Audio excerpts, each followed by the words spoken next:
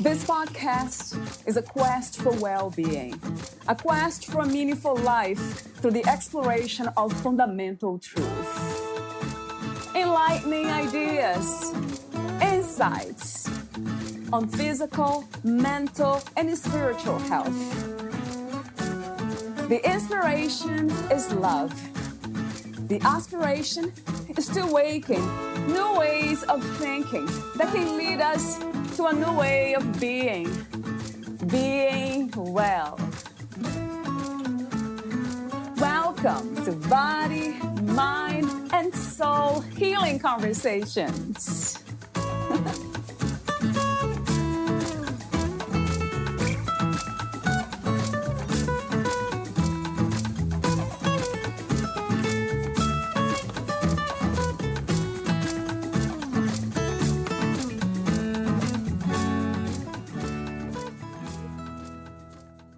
Three deep bows to Venerable Dhammananda Bhikkhuni. Venerable Mother, you gave me my life back. You have helped me heal and become the woman I am meant to be. You made my heart whole. Words cannot express how grateful I am to you for taking me under your wing. Your prophetic words of advice are an inspiration to me, a light out of the darkness. And I am not alone. You are a pillar of strength and a beacon of hope for so many women and men whose lives you have changed forever. Sadhu, Sadhu, Sadhu, writes Cindy Rasicot. Valeria interviews Cindy, the author of Finding Venerable Mother, a daughter's spiritual quest to Thailand. When Cindy Rasicot moves to Thailand with her husband and teenage son, she finds herself strangely adrift in a foreign culture, unprepared for the challenges she encounters there. On an impulse, she signs up for a conference where she unexpectedly meets a Thai Buddhist nun, Venerable Dhammananda Bhikkhuni, who leads her on a spiritual journey from which there is no turning back. Along the way, she discovers the beauty of the Thai people and culture. This soulful and engaging memoir is the story of one woman's journey of physical, emotional, and spiritual healing through her connection to a loving Buddhist teacher who fully accepts and nurtures her in a way her own mother never did. Finding Venerable Mother is a testimony to the power of faith, forgiveness, and love. Cindy Rasicot is a retired marriage family therapist. Her life has been a spiritual journey that took on new dimensions when she and her family moved to Bangkok, Thailand for 3 years. There, she met her spiritual teacher, Venerable Dhammananda Bhikkhuni, the first fully ordained Theravada nun, an encounter that opened her heart and changed her forever. This deepening relationship led to writing her memoir, Finding Venerable Mother, a daughter's spiritual quest to Thailand, which chronicles her adventures along the spiritual path. Sylvia Borstein said about her book, Cindy Rasicot's loving account of her own transformation through knowing her is a joy to read. Here is the interview with Cindy Rasicot.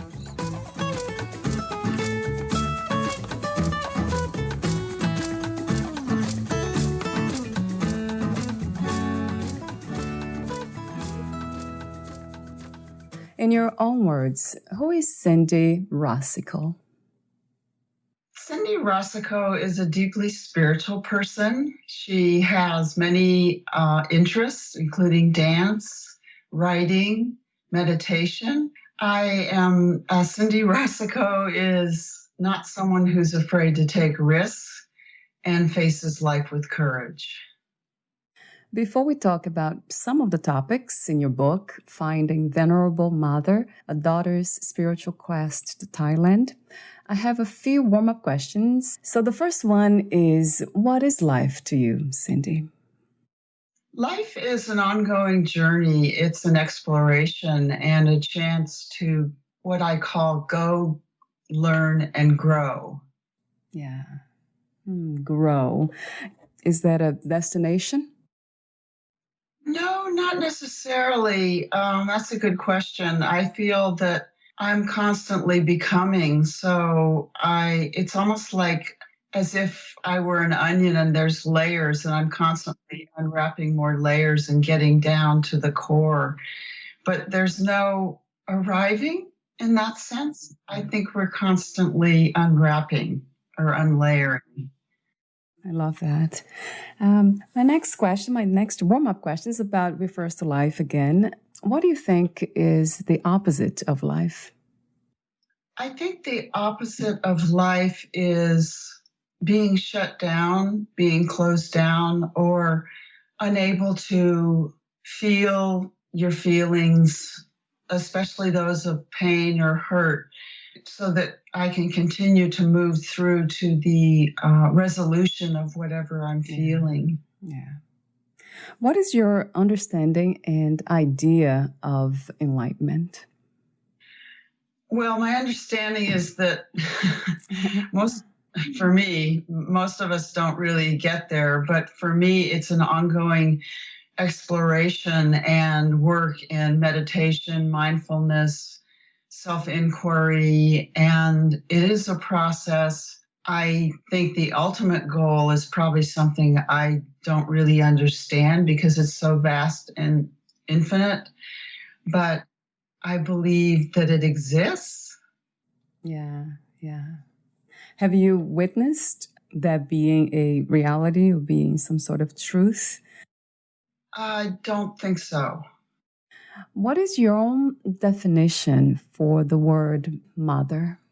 My own definition for the word mother is a loving, nurturing, accepting, and beneficent person. I think that mother can be in many forms. I think it can be a man who's a mother, who has those nurturing qualities. I don't think it's limited to sex or gender.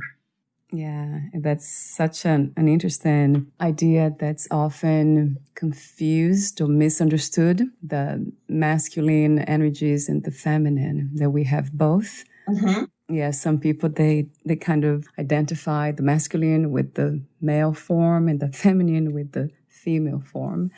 And that's interesting to see. Continue with my warm-up questions. What is the meaning of freedom to you? Freedom. Oh, that's a great word. It's being able to not be constrained by forces and feelings that emanate up in me and I don't feel I have any control over. I feel that I want to have choice when it comes to my life, and I think freedom represents the ability to choose. That's wonderful to hear. Every time I hear, the ability to choose, right? At this time, what do you think is the world's greatest need? And do you have a vision for a new reality? I feel the greatest need in the world today is that of compassion. And my vision of a new reality would be where people are maybe not so self-consumed, but looking outward beyond themselves in the sense of that we are a community, and how can we coexist and get along better and begin to address some of the difficulties and problems that are so large, feel sometimes insurmountable in our lifetime. But I think if we come together and work as a whole, we could accomplish so much more. And that takes loving compassion and acceptance. I agree. I love those words. And I'll be asking you in the moment about compassion and love.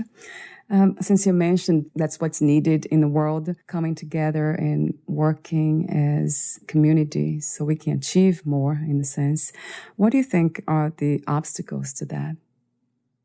I think that we live in, I can only speak for this culture in the United States, but we live in a rather self-absorbed consumer culture where there's an emphasis on gaining for oneself and actually material goods, which aren't necessarily the ultimate source of happiness. Right.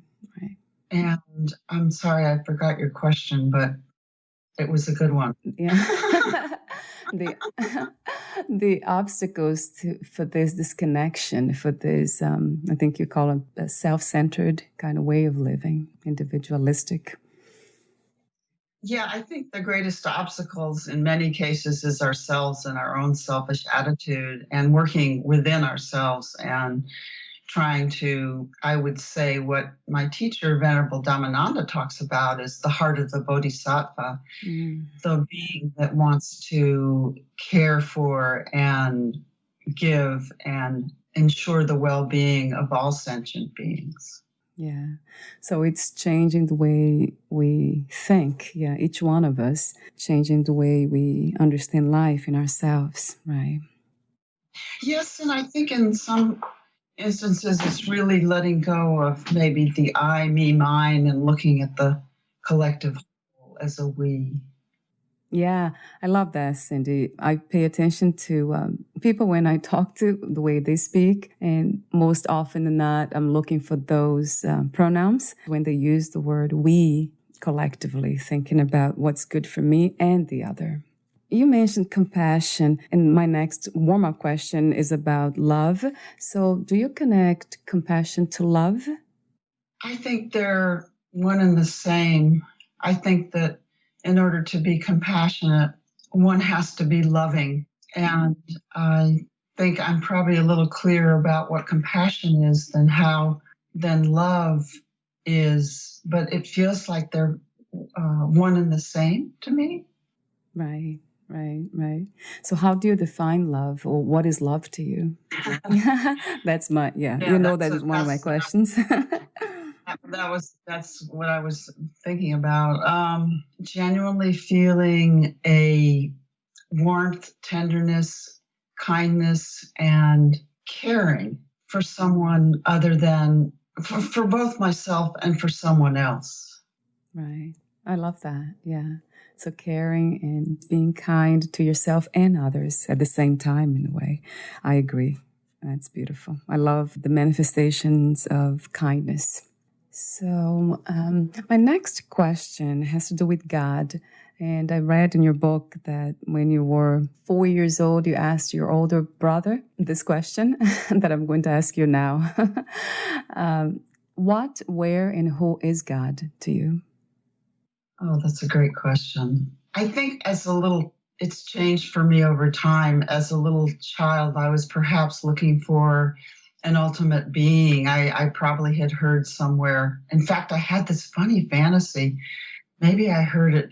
It was my own idea that God had cardboard and he made cutouts of people and they became alive somehow. I don't quite know how all that worked, but there was this sense of an omnipotent being from which everything was created. And now I think as I get older, I could speak about feeling the presence of God within myself, which is different from a particular entity or praying to someone or something outside of myself. It is, for instance, I experience God often in nature, where I look out and I feel very connected to myself and my surroundings in the sense that there's no separation. To me, that's godliness, is feeling connected. Why do you think nature inspires us to remember God? Oh, beautiful question. Because I think that nature is inherently beautiful. And in some aspects, I think that nature is always present. Right. It doesn't necessarily communicate through words. It's a felt sense of the richness of the earth or the green of the hills. It's an experience that one can enjoy. And it's there without talking back. I often think that's a gift of nature, although nature can be noisy. Yes. You have a waterfall or something, or a storm or a volcano, but that's inherently within the essence of whatever that natural occurrence is that's happening. Yeah. Wow. I'm wondering if we can reach that state, because we are nature. We are not separate from nature ourselves. How would we live, exist, or experience life if we were more nature-like? probably will be in silence a lot more. We'll talk less. Well, I think maybe to me, the closest thing to nature is dance, because it's an expression of my internal self that is nonverbal. Yeah. And it's quite in whatever form it expresses, a person decides to express themselves. Or for that matter, I guess what I'm saying is art. Art. Right. Yeah, that's true, Cindy. Yeah, very good point. Right. Dance and then art in general, right? Sure, a painter probably feels the same through their, whatever the medium is. Right, right. There's so much there, but at the same time, there's this profound silence, right? It's a paradox, but yeah, both at the same time. Everything and nothing, as it has been said. So my next question is about religion. Do you see any difference between spirituality and religion? Spirituality to me is much more expansive than religion, because when I think of religion, I think of specific systems or institutions or beliefs within a historical context. And certainly religion or spirituality has been with woman and man throughout time, but religion has changed its face or format over time. Yeah. In my last warm-up question, what do you think is the purpose of life, the human experience? I think the purpose of life is to experience joy and happiness and fulfillment. Perhaps fulfillment says it better than just joy or happiness. Right. And fulfillment to you is? Living in connection with my authentic self, being who I am, speaking my truth, and honoring the uniqueness and the gift of whatever it has I bring into this world. Yeah, that's beautiful. So let's talk about your work. My first question had to be this one. How did you become a writer? I think I didn't become a writer. I think I am a writer. I started keeping a journal when I was 6, and I wrote my first short story. Was it like a children's book, really? Not a short story. But when I was 8, and I always felt called to be a writer, even though I didn't become serious about it until much later in my life, until probably my mid-50s. Why did you wait so long? I know you were a marriage family therapist. You know, it's funny. I never felt like my career was my passion. And so I tried many different things. I tried being a marketer and a fundraiser. I was an assistant teacher in a migrant school for a while. The passion that I feel, it took me a while to figure out what I wanted and who I wanted to be and what I wanted to pursue. I think that's probably the simplest answer. Right. Why do you think it takes so long for us to discover our gifts? That was my case too. Why do you think that happens very often, really? I think we're human, and we don't always know what we want to know. It's a process of discovery and a journey. Life is a journey. And some of us find out earlier than others. True. Some of us know earlier than others. And I don't know the why or the rhyme or reason of that. Yeah. What was the inspiration and intention of writing your book, Finding Venerable Mother? I think I wanted women to know. I see the mother-daughter relationship as being probably the most important relationship a woman can have. And from that sense, because I think the mother relationship helps us define our birthright as women. I wanted women to know that, in my case, I had a bit of a fraught relationship with my mother. And I wanted women to know that healing is possible at any point in our lives, or whether a woman's mother is living or not, that it is possible to, if you had a difficult or complex fraught relationship with your mother, it is possible to heal that and heal oneself. Yeah. Wow. And that's so true. Yeah, that's another journey. I guess you just called that journey of finding purpose. I think everything's spiritual, in my opinion, but maybe not to you, Cindy. This discovery, self-discovery journey of finding purpose and also healing, the spiritual journey, the journey of healing. Are they all connected, in your opinion? Oh, I think so. Very much so. I think healing is coming into the essence of who we are. And I'm sorry, what was the first word you used? You contrasted healing with? Yeah, the journey of healing with the spiritual journey, with the purpose, finding purpose. Yes, I think the healing journey is to find our purpose. Maybe that's the best way to say it. Oh, I see. So in the process of healing, we find a purpose. That makes sense. I'm wondering if there's such a thing as becoming or being healed. Definitely. I struggled for many, many years with not feeling fully embodied, fully empowered as a woman. And I'm a slow learner. It took me 67, 68 years. I'm 69 now. But I genuinely feel I've come into my own.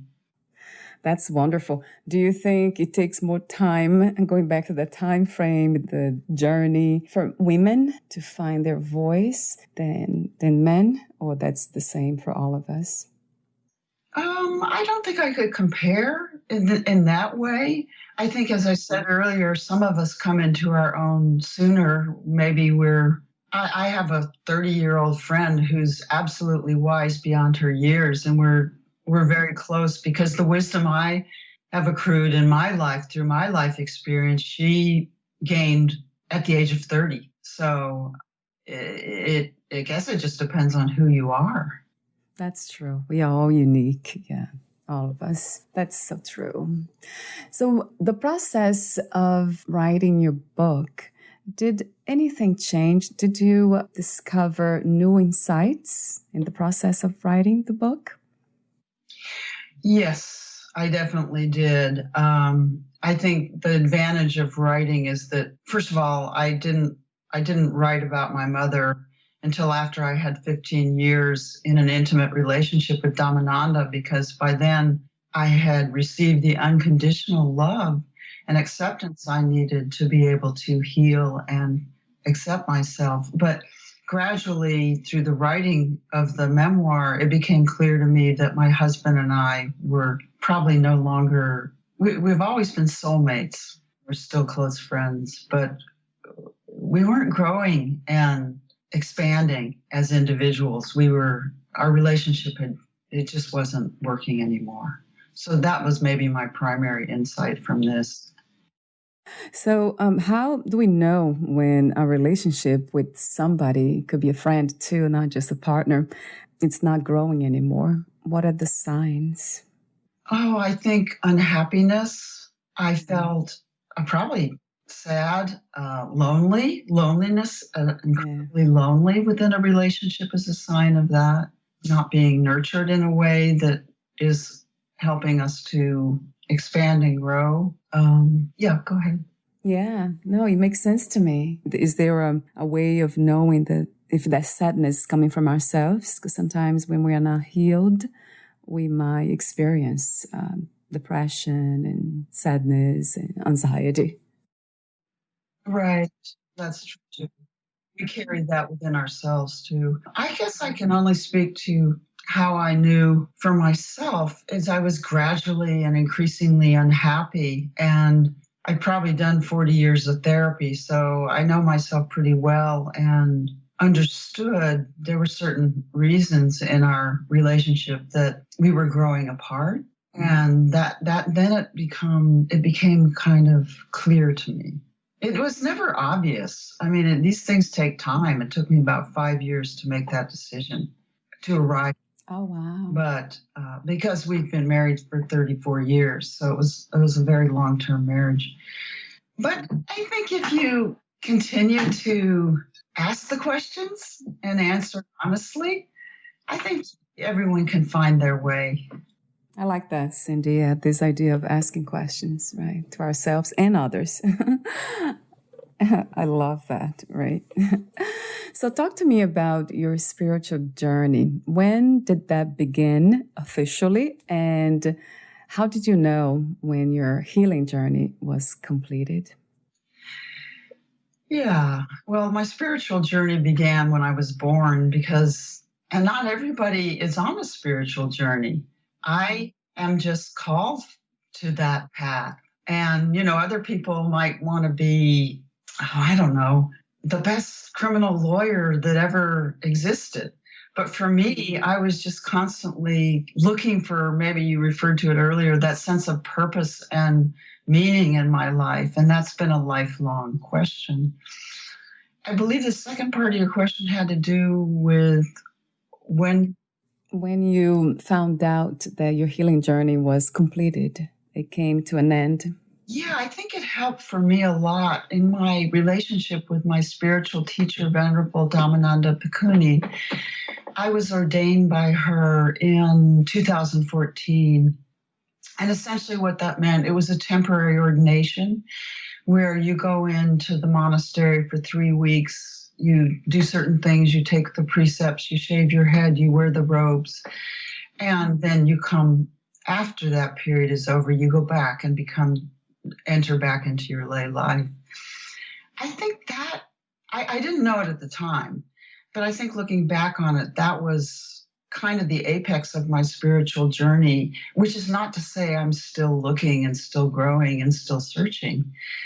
But something happened in me where I received, perhaps it was what I was seeking as a child, just the unconditional love and acceptance that I really craved or wanted, needed to love and accept myself. And somehow I got that through that experience.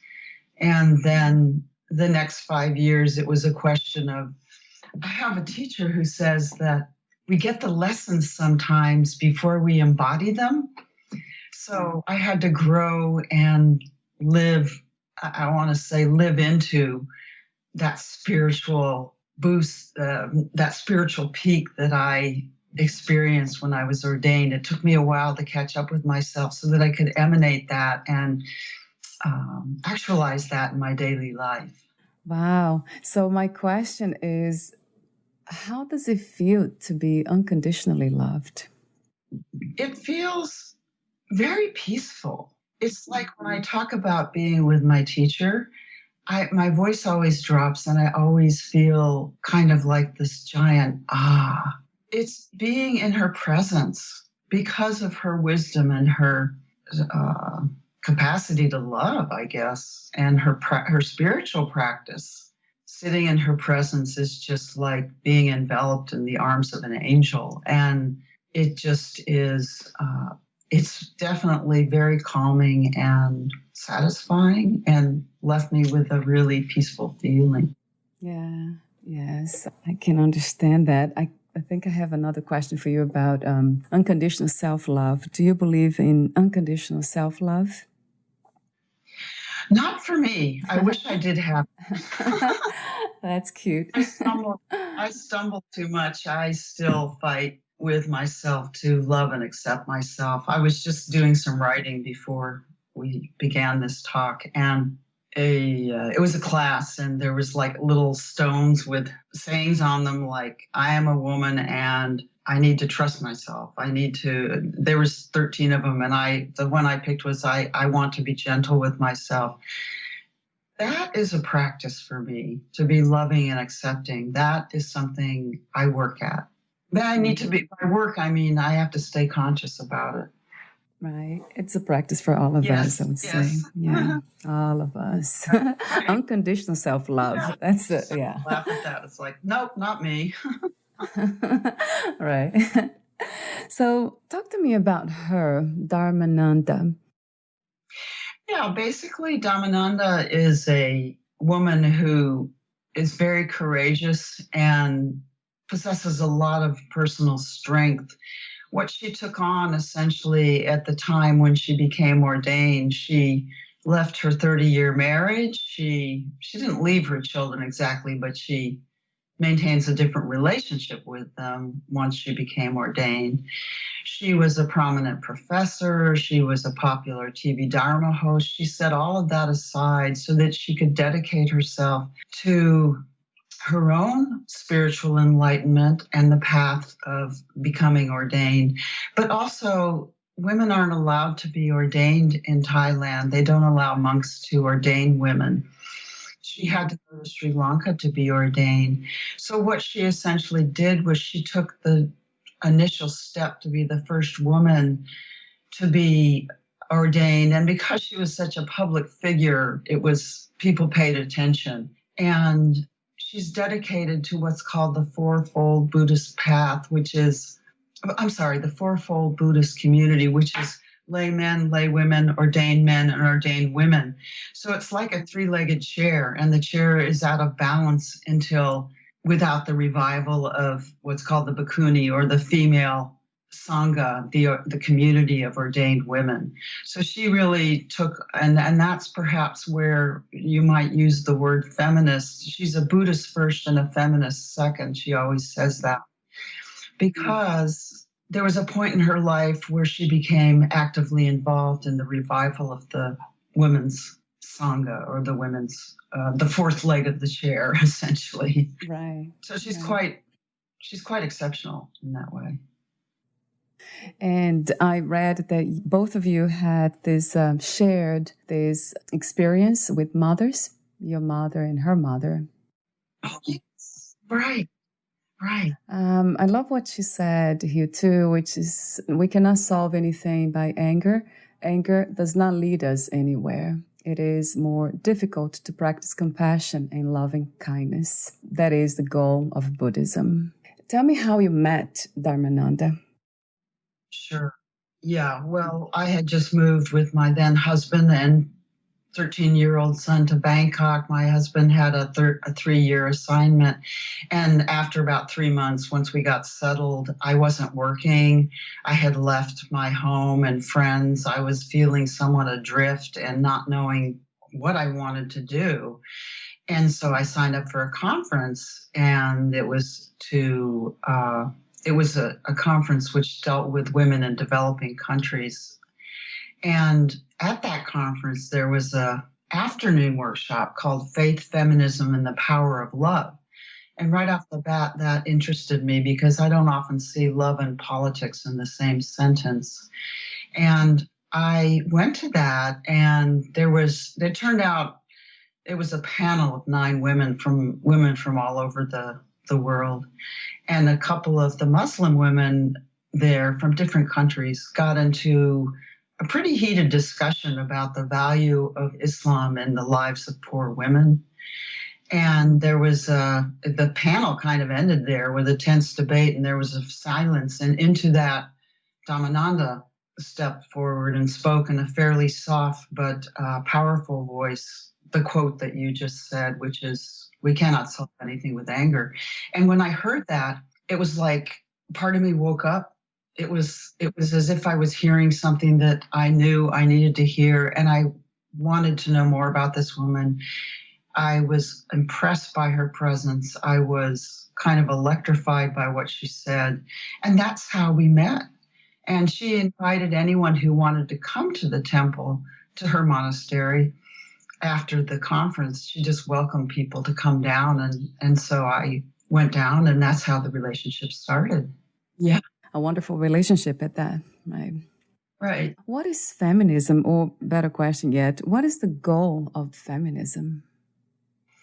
I think for me, there are many, maybe different definitions of feminism. My definition is that feminism to me means that each woman is able to achieve her inherent potential. That is, even in the face of societal barriers, discrimination, prejudice, all of that it's the capacity to fulfill our potential. Oh, that's the goal too. Do you see this idea of being exercised in our society, in the United States? I mean, I would think that I see many powerful women rising to the stage. I think there are movements within the Me Too movement, certainly, and that that caught almost like wildfire. That really has blossomed. And I think women are making a lot of changes in terms of being open and honest about their experiences. And I think in some ways feminism has allowed for that, because it allowed us to speak. When I experienced it in the 70s, it was about finding our voices, speaking up, claiming truth to power. And so I see a lot of opportunity for that in our society. I think there's a basic misconception that to be powerful, you have to be in a hierarchical relationship. You have to be better than or greater than. And my definition of being powerful is being vulnerable. And I don't think many of the the definitions of masculine power include the notion of vulnerability.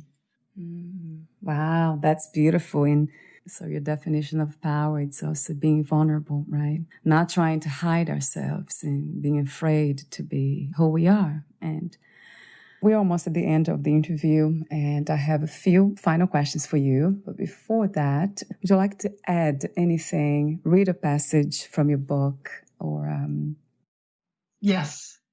So this is about what they call in Thailand alms round, which is a revered tradition where the nuns go around to collect food in their alms bowl from the local people.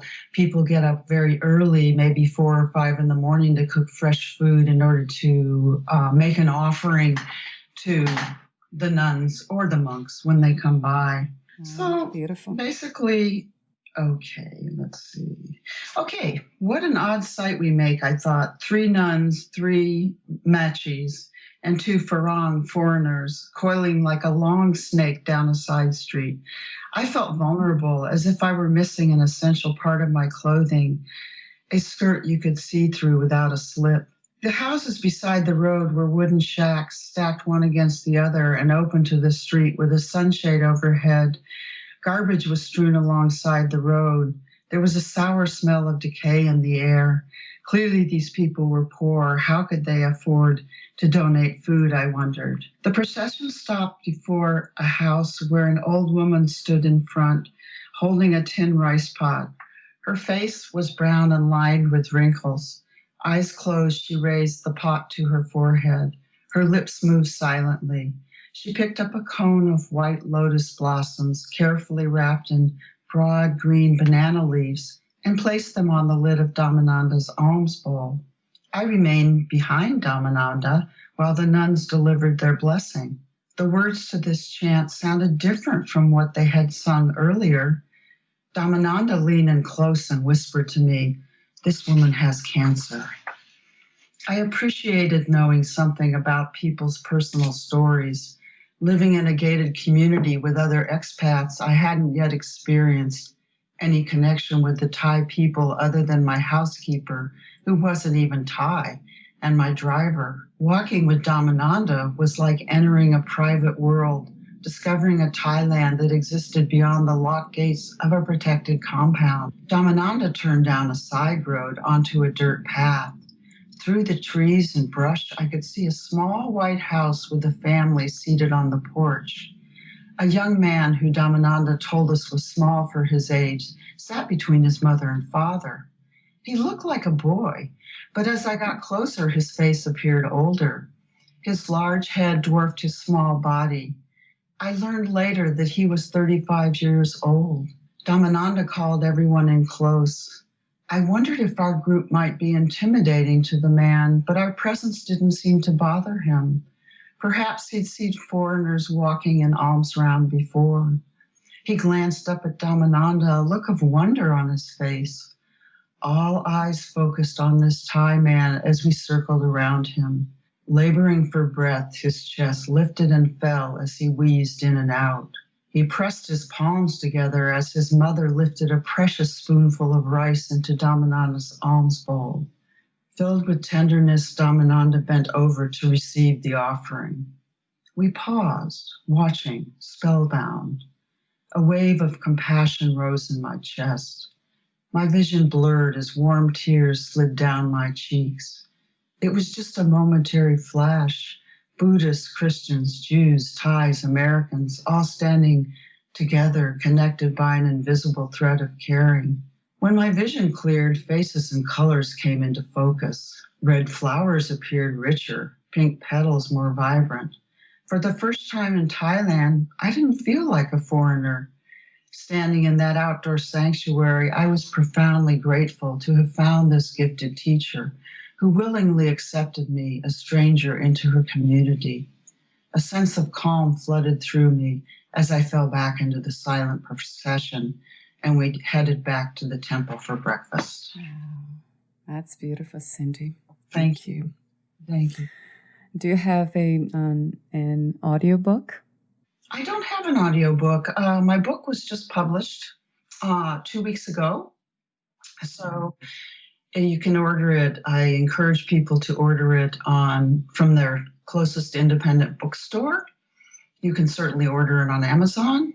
There's a website called indiebound.org where you can locate your nearest independent bookstore. It's available in, Kindle, iBooks, and paperback.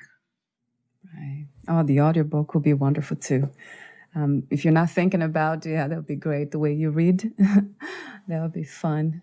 Oh, thank you. I've never heard that. Thank you for that suggestion. Yeah, that would be great. So my final questions to you. What is another word for healing? I think what came to me was embrace and acceptance. Yeah. If you knew you would die soon, meaning losing the body, would you make any change in your life or do anything differently? Probably going back to what we were saying before, loving myself more unconditionally. Yeah. Wow. That sounds really good. For me to hear that too. So it's like talking to myself in a way. That practice. Do you believe in life after death? Or some kind of life? I think I do. I don't know that I've ever articulated it or have a clear idea in my mind, but I do think somehow our souls manifest. Yeah. What are 3 things about life you know for sure as of today? It's really important that we express ourselves, whether that expression through creative outlets, whether that be writing, dancing, horseback riding, cooking, cleaning. It really is important to access those creative and life. And I think the creativity connects us to our deeper life-affirming self. If there's something that you haven't said to someone you love, go ahead and say it. That would be number 2. And there's no reason to withhold. Be courageous and walk forward with an open heart. Yeah, I love that. Thank you so much, Cindy, for your presence, your peacefulness, your wisdom. Thank you. Oh, thank you. It was a pleasure. And my final technical question, you mentioned your website before. Can you please mention again? Where can we find more information about you, your books, products, services, and future projects? Yes, that would be my website, cindyrosicot.com, and Facebook at cindy.rossico, author. And I'm also on Instagram. Wonderful. At Cindy Rasicot. Thank you so much again, and we'll talk soon. Yeah, bye for now, Cindy. Bye.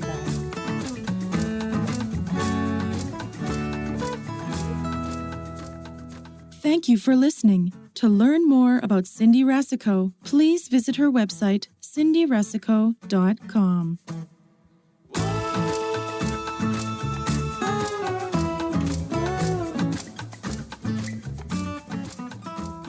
To learn more about this podcast, please visit fitforjoy.org/podcast. I want to thank the Patreon members, Lawrence McGrath, Mark Basden, Terry Clayton, and Aidan Vickrock. Thank you again for listening, and bye for now.